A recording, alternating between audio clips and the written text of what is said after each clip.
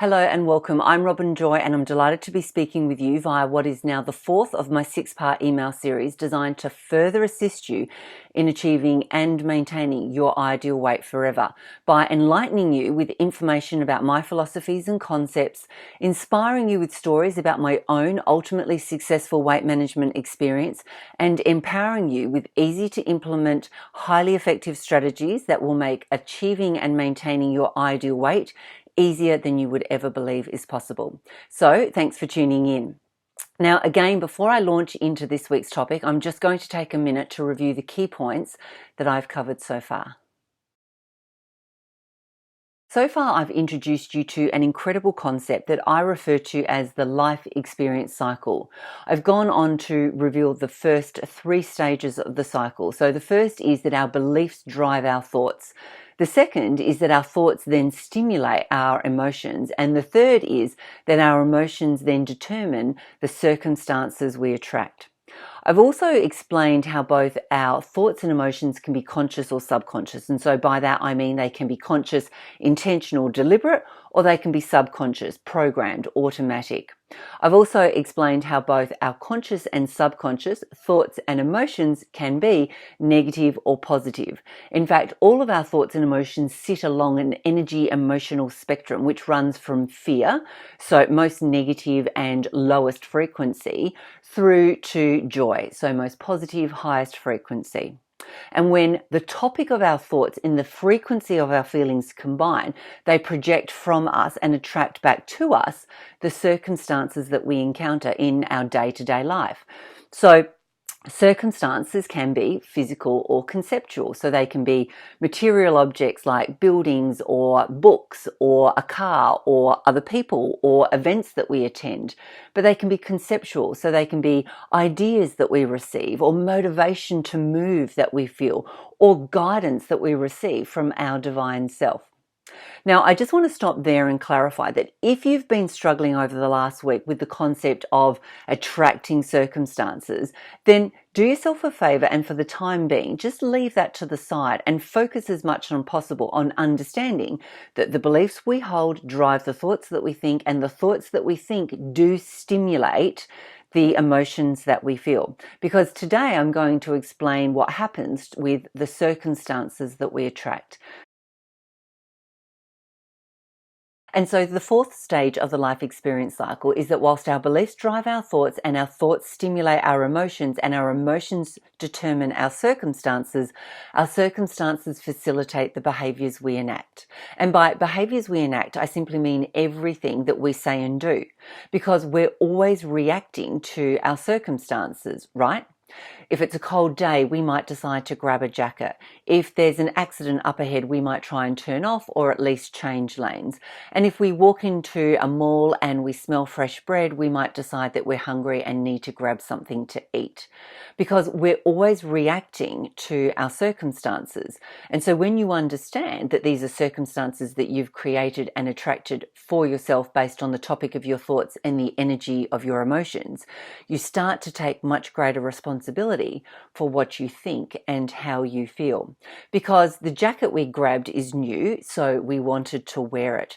And the detour enabled us to stay in the car and receive a really exciting phone call that was a surprise, but a pleasant one. And the walking into the supermarket reminded us that we left our lunch at home, so it's important that we grab something healthy to eat.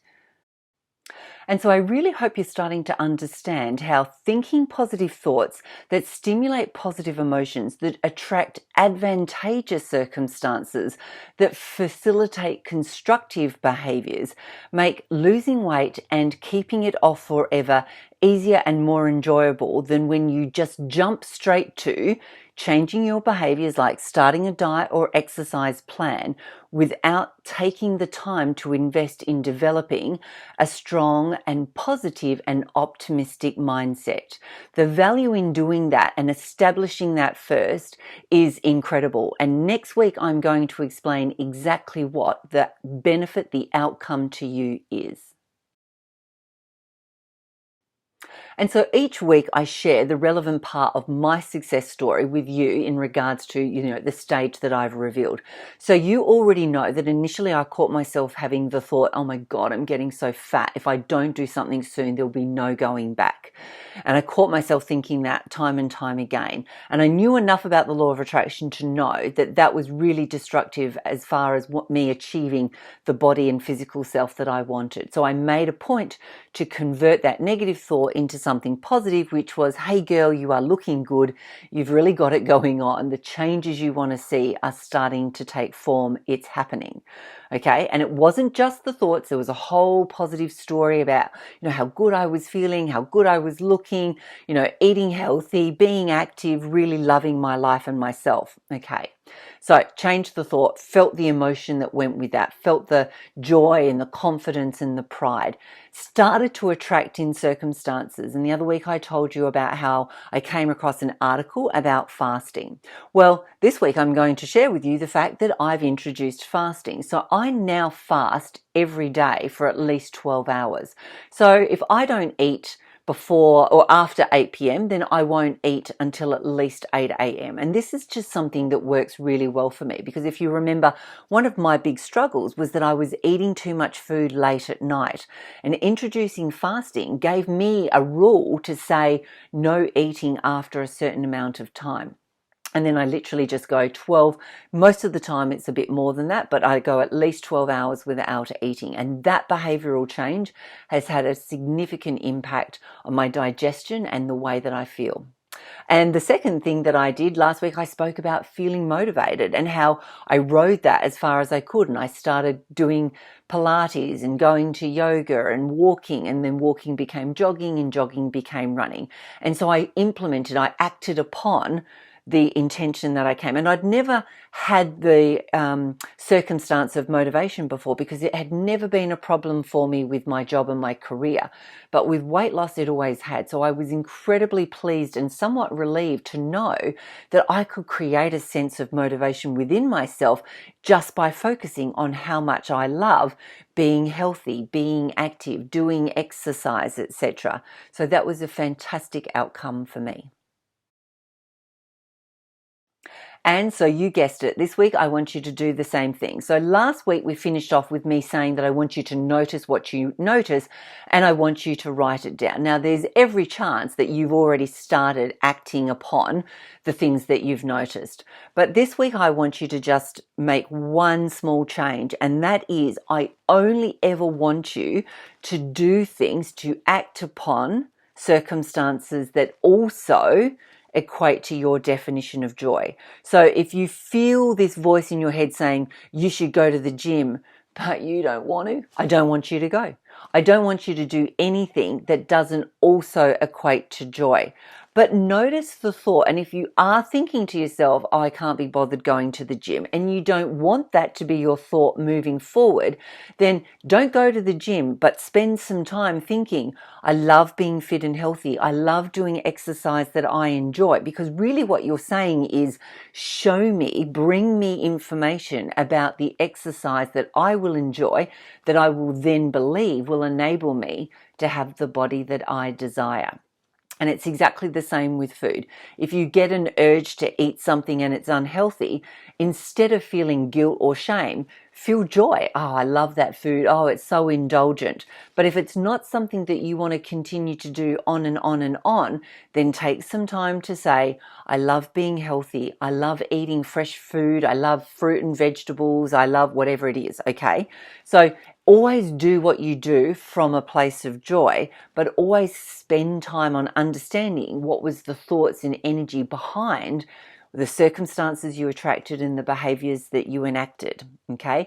And you can constantly be creating the circumstances that you want by identifying and tweaking the thoughts that you're having. And so it's no longer about making dramatic changes. It's always just about fine-tuning and tweaking ourselves to become better and better and better, but at the exact same time, happier and happier and happier, because there is no love for self and for weight and for body if there is no joy. Okay, so even though you think that you want to be thin, you want to lose weight, really what you want is to be happy. And so if you lose weight by means that don't make you happy, you will never keep that up. But if you create a mindset that is joyful first, the behaviors will come easily and naturally and permanently. And so that's it for week 4. Thank you once again for your time. I hope you're feeling really good. I hope you're feeling clear, and I hope you're feeling strong. Remember that I offer private, pairs, and group coaching. So if that's something that you're starting to get interested in, press the button below for an obligation-free conversation with me. We'll talk about where you're at, what you're going through, and where you want to be. And then I'll share with you my promise of how I can help you to achieve that and maintain it forever. Okay, so until next week, I hope you glow with confidence, pride, vitality, and joy. Congratulations, and once again, well done.